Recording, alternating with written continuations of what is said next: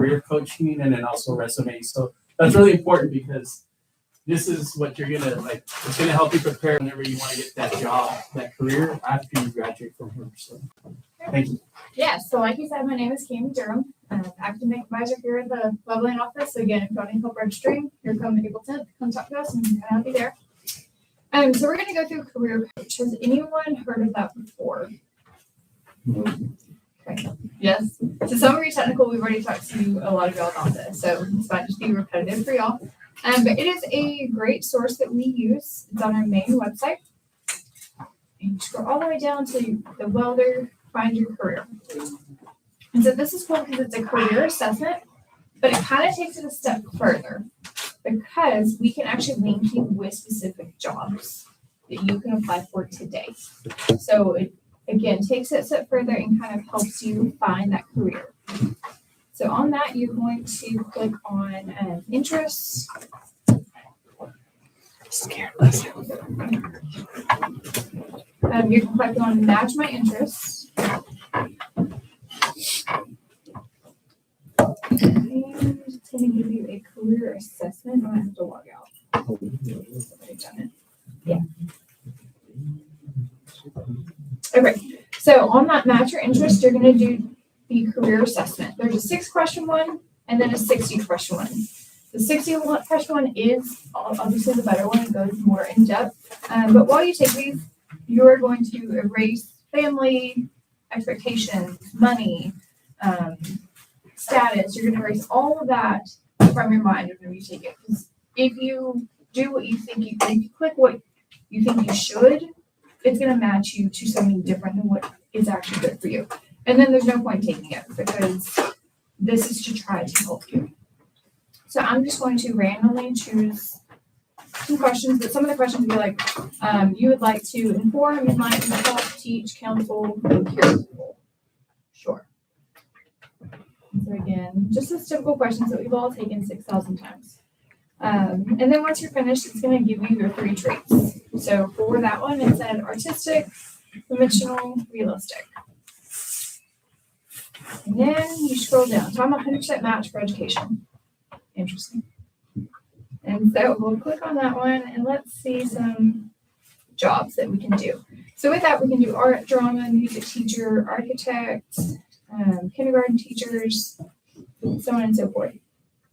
But this gives you so many different options that maybe you haven't thought about before. Maybe you didn't even know that that career existed.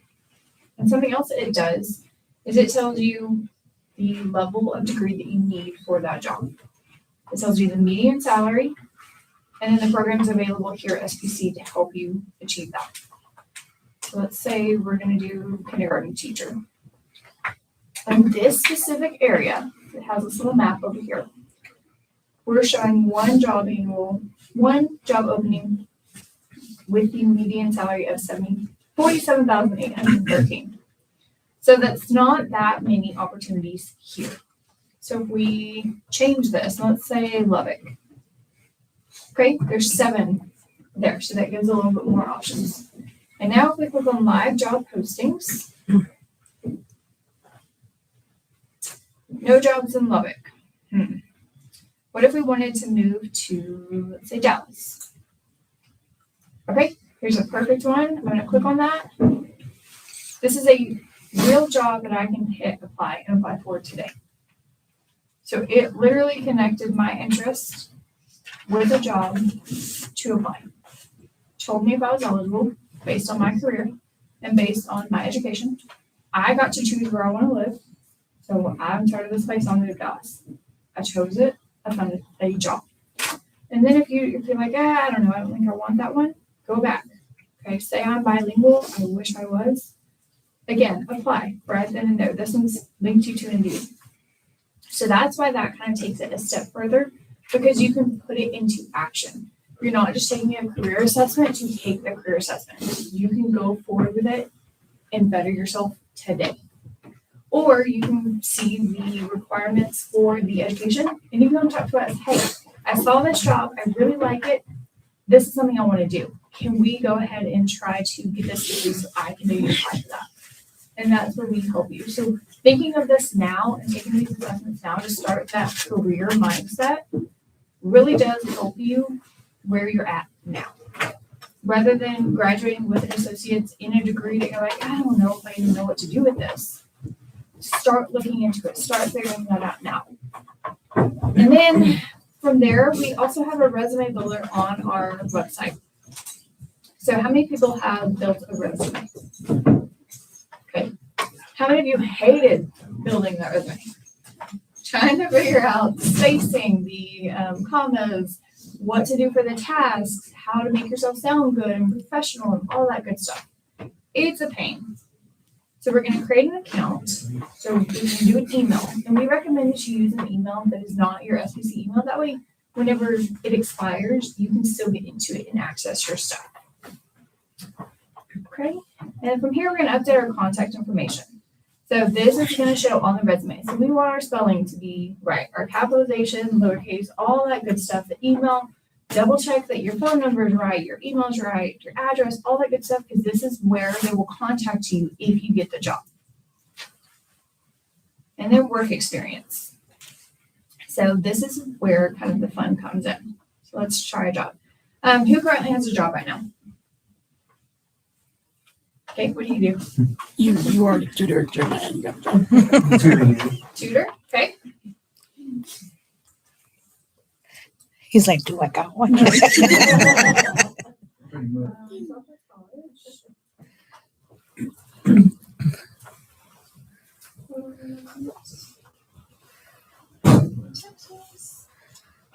All right, when did you start?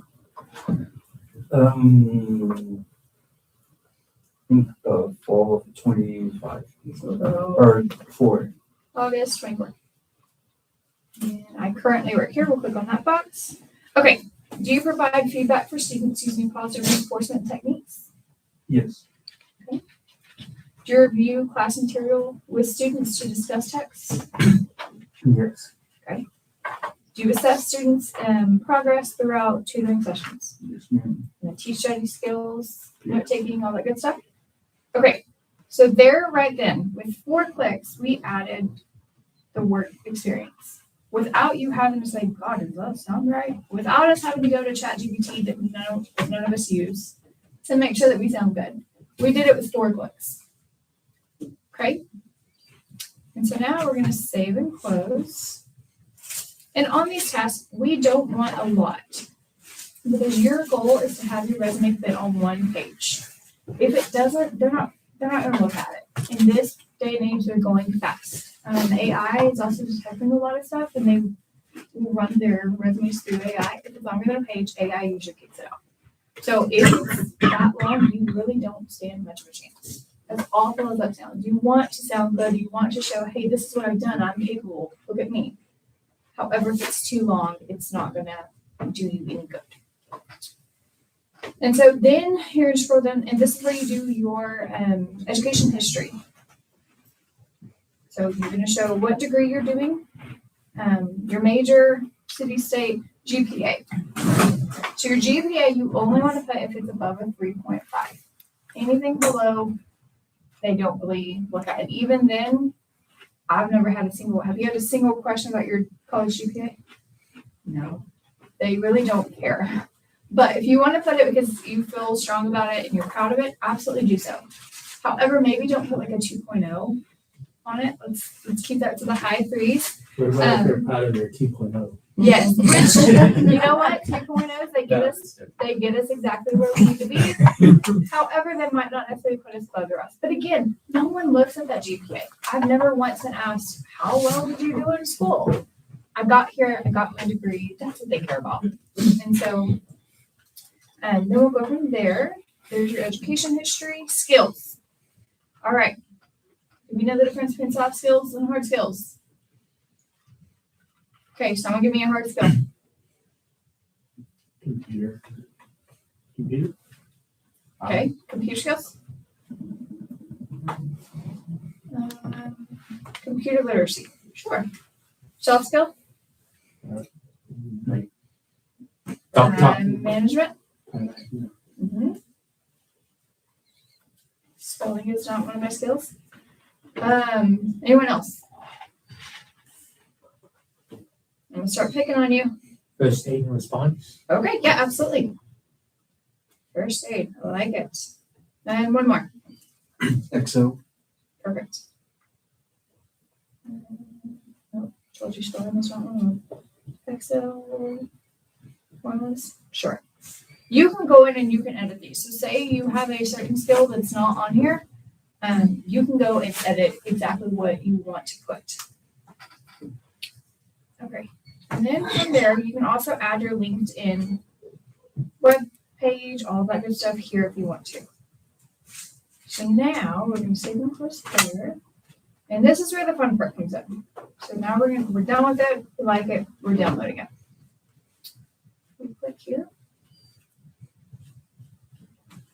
And there's our resume. It's spaced out. It's formatted correctly. It looks professional. It has all of our information exactly where it needs to be without us having to take the time to worry about spacing, worry about making sure everything fits the way it's supposed to, trying to sound professional, doing all that good stuff. And it's one page. So that really takes a whole lot of our time away where we're not having to struggle to figure all this out. And I know that there are sites like Canva has options, Word has options, and those work great. But you're still having to come up with your description. You're still having to play with the formatting, making sure everything is aligned left, all that good stuff. And so this really takes all that away from that. It takes the hassle out. And now let's say, let's say this one's no longer relevant. So now we can log back in and we can edit it from here. Does anyone know how long your job experience you should put on the resume? More than 6 months. More than 6 months? Okay. How long is too long? So for instance, I bartended right out of high school. 20 That years. was a good while ago. Is that experience relevant now to my job? No. So should I put it on my resume? No. However, let's say I want a part-time job at a restaurant, and that could be something I could do. I can pull that back out, put it on there, and add it. However, it's not relevant to what I'm doing now. Yes, it shows that I worked from the time I was 18, no, not, but 18 up, it shows that, and that's cool. However, it doesn't look good and it takes up space that I don't need on the resume. Okay. And so from that so far, do we have any questions? Yeah, absolutely. Is a cover page necessary? What would you say? Yes. Yes. So it absolutely is necessary. So your cover page is where you can kind of show your personality. You can write a little bit more to explain something. Maybe there was something in your past. Like I had a lady come in, she said, hey, I was a stay-at-home mom for 15 years. Now I've graduated with my degree and I'm having a hard time finding a job. What do I do? I said, you explain that in your cover letter, that I took the last 15 years to raise my kids and be there for them and explain some of those duties because stay-at-home moms are phenomenal. They do so much more than they are ever given credit for. But you explain that, and then you explain, now that my children are grown, I'm ready to jump back into the workforce. You kind of get to explain your story and who you are. Again, you get to show your personality as well. Explain why you want the job, what makes you qualified. We just had an opening in our office, so we got to look at part of it, of resumes and cover letters and that kind of stuff. And the number of ChatGPT cover letters that we see, oh my goodness, you can tell. We don't write as robots. We don't write, I am excellent at this and I excel in this, in dash, da da da da, in dash. We don't write that way. And as someone hiring, we can absolutely tell whenever you do that. We want to see your personality. We want to see what you think your strengths are, what your weaknesses are, and tell us about yourself. Tell us your story. Make us interested in you so that when we look at your resume and maybe it's not as strong as this person over here, but your cover letter made me stop and say, no, I want to get to know this person a little bit better. That's what we're looking for in that cover letter. So, go ahead. Oh, what about like social media presence? Okay. Is that important? That's another one too. That one is very, very important because again, that's the first thing we do. So if I tell you, hey, I went to go eat with Tom Jones today, and you're like, well, who's Tom Jones? First thing you're gonna do, you're gonna pull up your phone and go look him up. We do it in a normal conversation. So what would make you think that we wouldn't do that as we're hiring? That's the first thing we look at. I want to see, do you have alcohol in your profile picture? Do you show, oh, out again at 3 a.m., coming home? Do you put that? Is your profile private? Is it not? How much do you share? Because another thing is you can be too private, where no one can find anything about you. That looks suspicious. Is this even a real person? Or did, I don't know, a robot apply for this job? You want to have a presence, but you want it to be professional-ish. Again, I know it's your social media. You keep things the way that you want to. I've had pictures with alcohol before. They're private. No one can see them. My profile is private. I don't ever have those in profile pictures by any means. So no one could ever find that, even if it did. I've also been tagged in some photos. I'm like, whew, I don't really want that on there. So I delete it. It is your responsibility to protect your social media. And by doing so, you kind of choose who tags you in things, who doesn't, what you show. And again, I would probably make your social media private. However, you can still see certain things. So have a presence, show your work experience, that kind of stuff. So you are easy to find. Make sure that your profile picture is appropriate. Because again, that is unfortunately a first impression that we use in this day and age. It's not always a face-to-face contact. This is going to, again, tell us your story. This person looks really interesting. I think I want to get to know them better. So be very mindful of that. LinkedIn, do all of you have LinkedIn's? Okay. So some jobs are really, really heavy on that, and they want you having a big LinkedIn presence. It's much more of a professional site. You can really broadcast what you're doing. So if you are doing graphic design, if you're writing articles that are published, anything like that, you can link it, and it's an easy way to find that as an extra step for your resume or whenever you turn stuff in. There's other jobs like SPC, we don't really look at them all that much. If someone puts it, we'll look at it, but here at SPC, it's not pushed. However, I have another job, especially in banking, where they want you on that non-stop. So yes, social media presence is a big thing, as well as, just how you present yourself. Word of mouth gets out. Whenever we have someone apply, we're like, hey, do you know this person? They went to school in Loveland. They went to school in Loveland, right? Do you know them? Same thing, especially in this area, your reputation gets out and your reputation gets out quick. So we want to make sure that we keep that tidy, good to go. We all are young, we were all young ones. We all make mistakes. It happens. But let's try to remember that, especially in this town, everything just travels so fast and it stays with you, for better or worse. And sometimes we have to explain a couple things that we might not want to. That's okay. That's us being human. Again, we want a human. We don't want a robot sitting there. We want you to have a story, just not necessarily a public bad story. Does that make sense? Okay. Going in for a job interview. So we want to look presentable. We want to, Sunday best plus some, depending on the job that you are applying to. Like if you are in the technical programs, if you're doing welding, which I think our guys left, walking into that job interview in a suit and tie, probably not. They're not going to take you seriously in that element. However, you go to a bank and you're in a really, really short dress, they're going to laugh at you and say, okay, go away. So we want to make sure that we're super presentable. We also want to make sure that the person greeting us, whether it's a admin, whether it's someone just opening the door, we're professional and we're like, hey, good morning, how are you today? Because how awkward would it be if I came in here and I sat here this whole time? Well, y'all were all mingling and I didn't say anything.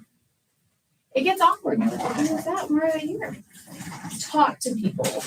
We had a conversation about drumsticks and which ones are better. You talk to people while you're waiting. Also, like, that could be your customer that you interact with if you get the job. These could be your coworkers. Be professional, be polite, smile, introduce yourself. There's a saying to treat the janitor the same way you would the CEO, and that is so important because that gets around too. Well, when she came in, for that interview, she was rude. Okay, we don't need that because that's how she's going to treat our students. We look for those things, and so does everyone else. You want the happy face, you want the smile, you want all that. And then we get called back to the interview. Do we shake hands? Post-COVID, do we shake hands? Yes. Anyone else? I think so. Okay. Yes. So you reach your hand out. If they decide not to, completely fine. Don't get offended. Before COVID, it was very much rude not to.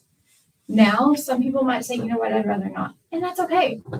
But you still, as the applicant, you still make that effort. You show that you're professional. If there's 20 people in that room, you go through each and every one and you offer your hand to them. More and more, it's becoming popular to have group interviews, which makes it a little bit harder because you are thrown a lot more questions quickly. But again, you treat each one, you look at each and every person and make sure that you are engaging with that person. You're introducing yourself to that person. You have good posture. You are being professional. Yes, ma'am. No, ma'am. Those manners that we were all taught, use them. They are so important and they do leave a good impression. And then what do you do after an interview? Anyone know?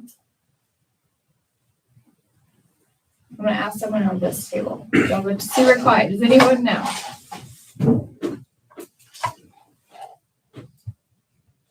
don't think so. Okay. So you can send a follow-up email.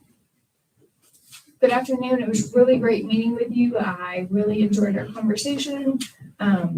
I could really see myself working here. I appreciate your time. If you have any questions, please let me know. One, that gives them direct contact. All they have to do is reply to that email. Congratulations, you got the job. That also shows, hey, I left here and I didn't just go, whew, okay, glad that's done. I'm going to go back on my phone and scroll. You took the initiative to stop what you were doing and thank them for their time, show them that you appreciate it. You sent an email. So you have to be professional in your email. Just like, hey, thanks, appreciate it. Make it another step of that interview. But again, you are trying to put your best foot forward. You're showing your professionalism. You're showing that you're human again. And you're appreciating their time. That's going to stick out to them. Okay. Any other questions? What's more important, awards and recognition or volunteer experience? Honestly, I would probably say volunteer experience. I personally I don't put awards and recognitions on my resume. I've never seen anyone ever ask about it. However, volunteer experience, they're like, hey, I see you volunteer here. Tell me a little bit more about that. To me, that opens the door a little bit more so that you can explain what it is you do, why you do it, that looks good on you. Same thing. Now, if you're trying to have filler, and you do have, I would say probably college plus awards, I probably wouldn't do, A honor roll or in high school or band member of the year in high school. I probably wouldn't add those unless you are in high school applying for a job. Because once you get out, once you graduate, what you did in high school doesn't I wouldn't say it doesn't matter, but they're going to be looking at your college more. So if you have something phenomenal that, you were published in an article or you won an award, like I know with digital graphic design, things like that, they submit their work for that. If it's something like that, you can absolutely put that. You can also use that as, more likely it was published, you can use it as a link in your LinkedIn.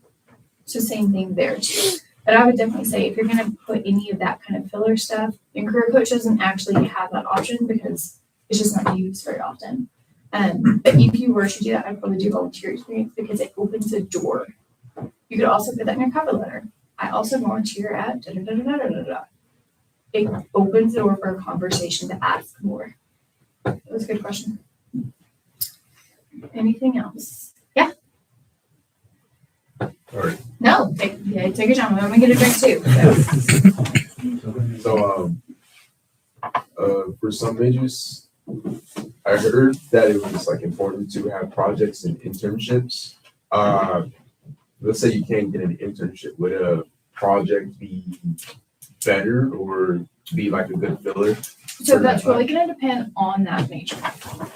So I know like at Tech, I was required before I was allowed to graduate to have an internship. There are several degrees like that where you are required to have it or you don't graduate. So, and internships do not always mean unpaid now. Quite a while ago, that was the norm, was it was unpaid. You do the work, you don't. I could not do that. So I had a family whenever I was in school. So I had to work and I had to be paid. So I found an internship that worked for me, allowed me to get paid. It wasn't much. I still had to have a second job, but I was able to use that. And it was a good contact, it was a good experience. And I got to put that on my resume as another job. So I would say an internship is better than a project. However, if given the option and you have the time, do both. With the project, again, kind of like the awards, more than likely with a project, it's going to be published in some way. Take that, put it on your LinkedIn, put it on your account. Put it in your portfolio if you have to have that as something that you did. Use that too, but an internship is always going to be, in my opinion, better because you're making another contact. And if you do a good job, that could be a job right there. They could offer it to you and you can continue on and start your career that way. Or you could move on and apply somewhere else and like, oh, wow, you interned for them? That's awesome. Tell me more. The whole kind of goal of this is we want employers to say, tell me more. Tell me about this. What happened here? Get them talking to you, get them interested, make them interested in you, and you have a better chance of getting the job rather than just saying, okay, yeah. Mm-hmm. Who are you? Don't make me pull it out of you. Talk to me. Does that make sense? Nice. Okay. Anything else? Okay, so now interview questions. I'm gonna start picking on people. How do we answer these interview questions? So what are your biggest strengths?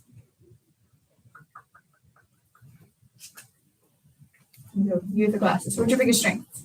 How would you answer that interview question?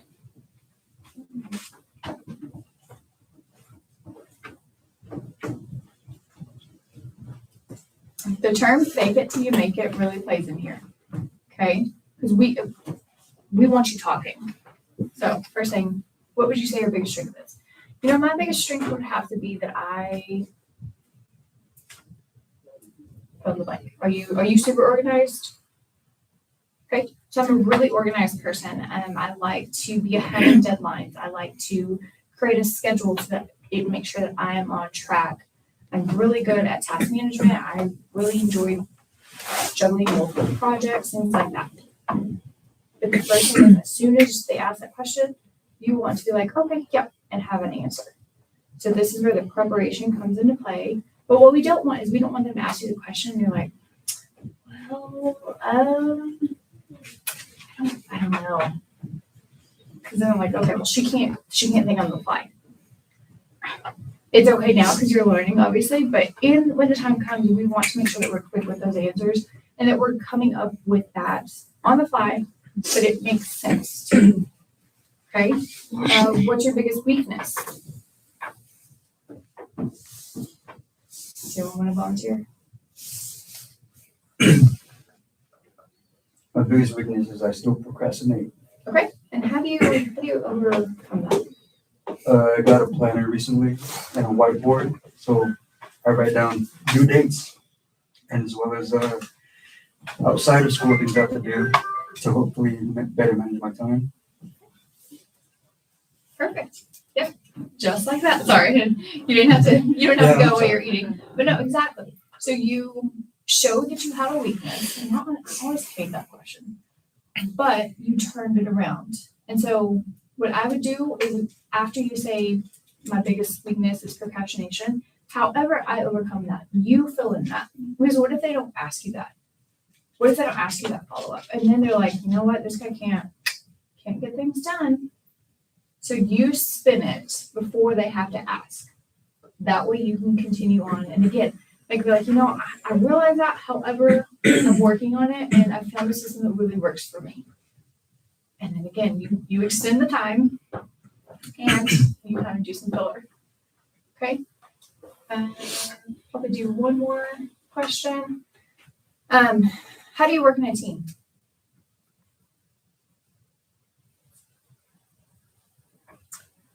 Try to see of how we best like to work. Okay. Can you elaborate? Like as in, are there certain parts of the project that some people are more qualified to do than others? Okay. Are there some that have more information? Or there's just some that need finer detail compared to others?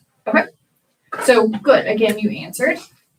And something that you could say with that would be like, you know, I would find the strengths and the weaknesses of the team and try to best suit the workload towards them. I, for one, tend to typically be a leader. So I naturally fall into that role. And if that doesn't conflict with anyone else, I would tend to lead and kind of assign tasks based on people's strengths and weaknesses and things like that. We work really well as a team. This is not just a me thing. I want to make sure that I'm including others in the project and make sure that we are all successful. So you're kind of turning it to make a story of what you would do. And again, realize that whoever's in the interview with you is potentially going to be your coworkers. It's going to be your boss, possibly some other people. So we kind of interview with more than one person. So we would be your coworkers. We want you to include that and realize that these are these specific people you're working with. But good, those are good questions. Anything else? Any other last minute questions that we can do? Again, this career coach is going to be on our South Penn College website. Scrolling down to the bottom with that little roller guy. It really is a great resource for that assessment, for finding a job, because that's the goal after college is to find a job. So go on ahead and start that process now so we can make sure that we get your major geared towards a job that you would love and you would be interested in. We start that now. We don't wait till after we graduate and be like, oh, what do I do now? Do You go ahead and do. Do you have to be a student to use that, or can you Nope. be like You can be anyone. Mhm. Because, and again, we want you to use your email, your personal email, not your SBC. Because a couple years after you graduate, your SBC email will be void and will reset. So use your regular email. That way you can access it for years to come. We still have students, especially in our welding department, who use this. They just go in and update it. And then again, if you'll keep updating it by the time you graduate, you might have to adjust a couple things for a specific job and do that cover letter, but overall it's done and you don't have to mess with it. You didn't spend 20 hours working on spacing. It's already formatted for you. It really is a great tool and a great resource for that. Okay, when is registration open? On April 10th. April 10th. Go ahead. I have a question. Yeah, absolutely. What tips would you give a student for how to answer the question, tell me about yourself? Like what are some things that would be good for them to add? Because I see students struggle with that question a lot of times. I think a lot of people struggle with that, honestly. And that's a great question because how much is too much? So whenever I'm asked that, I typically go, my name is Kami Durham. I'm from Loveland, Texas. I went to high school at Smyer. I was here at SBC, and then from there I went to Tech. I have a husband and 2 kids. I have a 4-year-old and a 3-month-old. I'll give a little bit of family information. And honestly, that's about all I give. Because in your resume, you've already gone over your work experience. You talked about that. If you have like a hobby that would be relevant to the job, maybe say something like that. If you have an award that is maybe relevant to the job, say that. But I would honestly leave it as, where you went to school, who you are. I've lived in Loveland my whole life, or I lived here first and then here. 'Cause y'all don't have the experience that some others do. So you're kind of just filling it in as you go, which I know is not the easiest. But you practice that. Again, this is where I'm from. I've been here this long. I went to school here. Maybe that's where some of those awards come in. While I was in high school, I did this. Once you graduate and get out, let's not talk about high school again. But for now, to kind of show like, hey, I'm ambitious, say a couple of those things. But yeah, I would leave that fairly basic to who you are as a person, and then let your resume kind of speak for itself and go through job stuff after. Because if you answer all their questions right then and there and you're telling me about yourself, there's not much you can say later. That kind of makes sense. That one, I hate that question. Even now, I don't like that question. I understand the point of it. It is to get you talking. Because again, an interview is basically, can you talk? Can you answer questions? Can you communicate effectively? Do we have opportunities here on campus for our students to do a mock interview so they Yes. can work on those skills? You can do it with us. So they just make an appointment? Yes, you can make an appointment with us. Up there, top, student services, advising, testing, and then advising. And you can schedule that appointment. Yes, we can definitely look over that, try to help you with that as best as we can, and kind of go from there. A lot of students honestly don't use it as a resource, and sometimes I wish that they would, because we are happy to help. And honestly, the best advice I can tell you is the more you do it, the better you are. That first one, you're like, oh my God, that was terrible. My first interview was terrible. Was yours? Yeah. I didn't get the job either. I was like, oh God. Okay, this is something I need to work on. And then you go, and again, before you prep, you look at those questions, you talk to yourself in the mirror, try to show yourself calmly, but realize that it just takes practice and it's never perfect. And I don't think anyone's ever left an interview like, dang, that was good. I answered everything perfectly. You just don't. You're human. It happens. But you will get there. Good? Sorry, one question. Do you think you need to prepare differently for an interview in person as opposed to as online? Like through Zoom? So that's a good question. So overall, the questions are typically the same. However, you are going to be judged on, unfortunately, what's around you. Okay, do we have a pile of dirty laundry sitting here that is stacked up so high it's touching the ceiling? Okay, that shows that we're procrastinating. We're not getting our stuff done. So we want a clean environment around us. We want to make sure that no one's running in. My child's not running in her diaper, running to the bathroom. I don't know. You want to make sure that no one is around. There's not excessive noise. Everything is clean. Your camera works. You've set it up properly. You've plugged it in ahead of time. You've joined the meeting early to make sure that you are set up. You are good to go. Wear pants. There's been some times where they kind of forget that, and it was happened a lot during COVID, where they would dress nice up top and at the bottom they would wear shorts. And then they forget and they move or they, adjust, and you can see that. So head to toe, again, dress nice. When you look good, you feel good. But keep those things in mind with the surroundings. The interview itself is typically the same. It's just the presenting and the technology. You're like, oh, I couldn't get my computer to work. Okay, that doesn't look good. And then what's around you and who's around you. Definitely look at those things.